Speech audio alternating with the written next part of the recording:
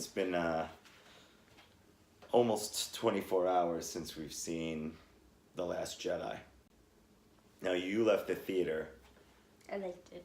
liking it. Yeah. Like loving it or liking it? I liked it.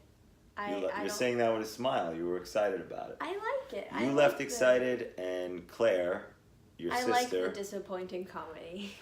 Your sister also liked the movie, and she's 6. She's going to be 7 soon. You're going to be 13 soon. I left with a really weird feeling that was undescribable. When we got in the car yesterday and we made a little reaction video, He was really weird. I felt super exhausted.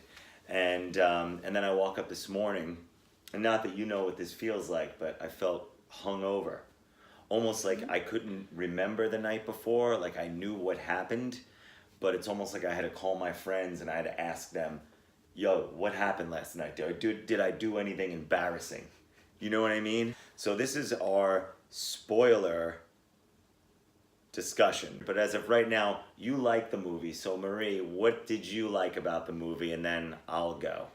I liked the comedy. But I felt like the comedy fell really, really flat and really, really short. And the comedy was so awkward. You know who Dick Van Dyke is? You know you Dick are Van a Dyke? middle-aged man, and I am a 13-year-old girl, okay? Well, yeah, you're right. You're right about that. But at the same time, like, Star Wars was mine before it was yours. So, you know what? Star Wars should be catering not just to you, but maybe to me and my people a little bit as well. The comedy was kind of piss poor, and it took me out of the movie quite a few times. But you feel good about the movie overall. Like, I feel, as I talk about it more, like in my own head, I'm trying to say that, oh, I really liked the movie, or I'm gonna like the movie, or I'm gonna force myself to like the movie. But when I talk about the movie out loud to you, and I talked to Mommy about it today, and I talked to Claire about it. Well, your mom, my wife, Mommy. I talked to Chewy about it all day, although he didn't answer me back. And I talked to a couple of friends that saw it, and the more I talk about it, the more I think I was really disappointed and did not like Star Wars: The Last Jedi. It was funny because I thought that it wasn't going to be better than The Force Awakens. And he was like, oh my gosh, it's going to be so much better. It's going to blow the other one away. I really thought so, because to me, The Force Awakens is like, like what everybody said, it's a fun movie, and I felt like it was a necessary part of Star Wars to bring it back. But the thing that was going to make The Force Awakens tolerable, or more tolerable for me, was the fact that they were going to answer some questions in The Last Jedi, but they didn't answer in this movie.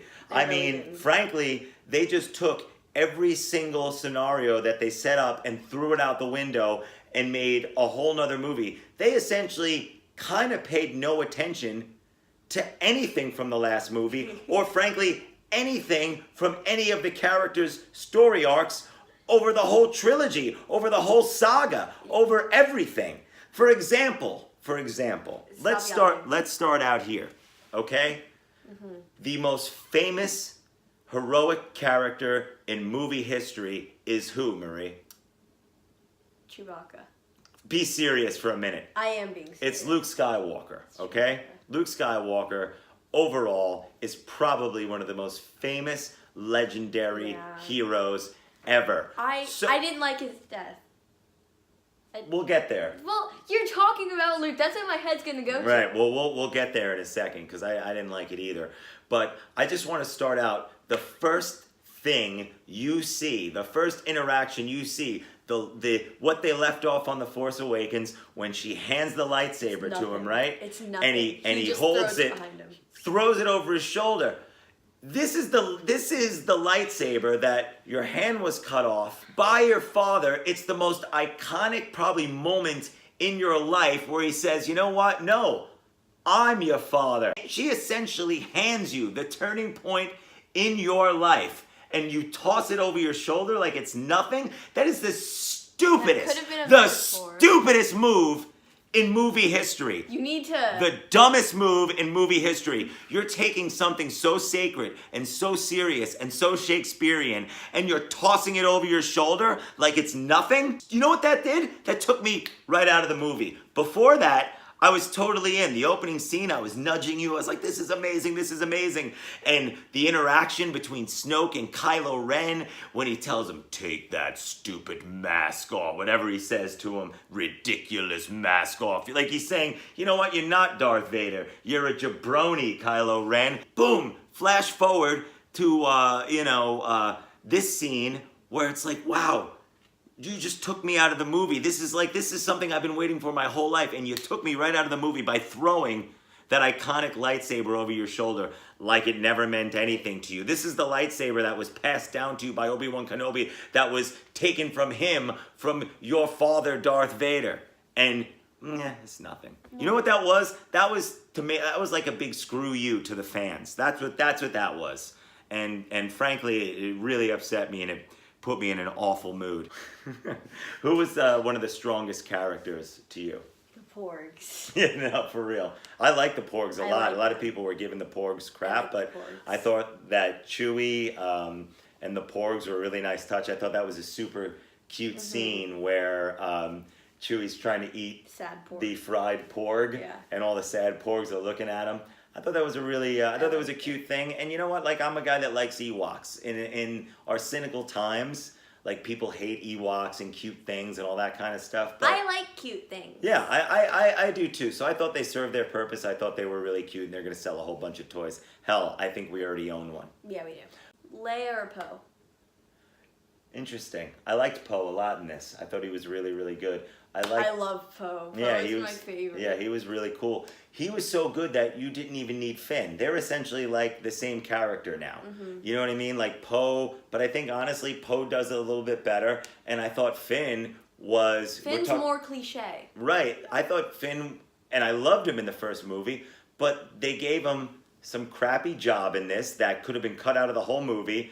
I didn't like Rose. I didn't like Finn in this movie. And it's not so much like I don't like Finn the character, I do, but now we have two Finns. We have Poe, we have Finn, they're essentially the same guy, and now you have, and then you put him in the worst storyline in the entire world, where you send him to that prequel-looking Canto Bite, where they're riding these ridiculous-looking horses that, you know what it looked like? Remember when Padme and Anakin were riding around in Attack of That the is Clones what on it that looked thing? like. That's what it looked like. It was I the haven't seen worst, movies it was yet. the worst CGI in the entire world. So that sucked. Finn's storyline sucked, and it really disappointed me because he was one of my favorite parts of The Force Awakens. So for me, my strongest character was definitely, I loved Kylo Ren.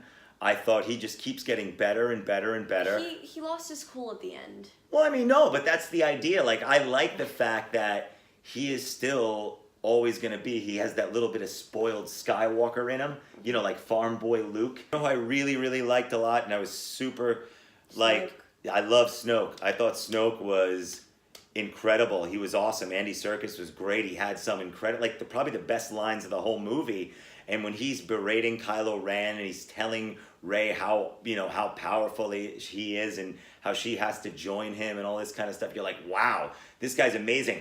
Now I really want to know where he comes from, but before I get to know where he comes from, dies. who he It is, was so cool. it was a great. coolest death, Believe me, it was a great. so cool. It was a great death and a great twist because in Snoke's mind, he thought he was in Kylo's mind, and he thought Kylo was thinking, I am going to kill my nemesis. But he was really thinking, I am going to kill my nemesis, and my nemesis is you, Snoke. You're in my way. I want to be the supreme leader. I want to rule the galaxy, and this is how I'm going to do it. So, like, I dug that, but I would have dug it more if in The Force Awakens they explained Snoke a little bit more, or they made him anything, something from the past. They explained him in one way, shape, or form so that I gave more. But now it's like, just as I'm really into this character, you're going to kill him off.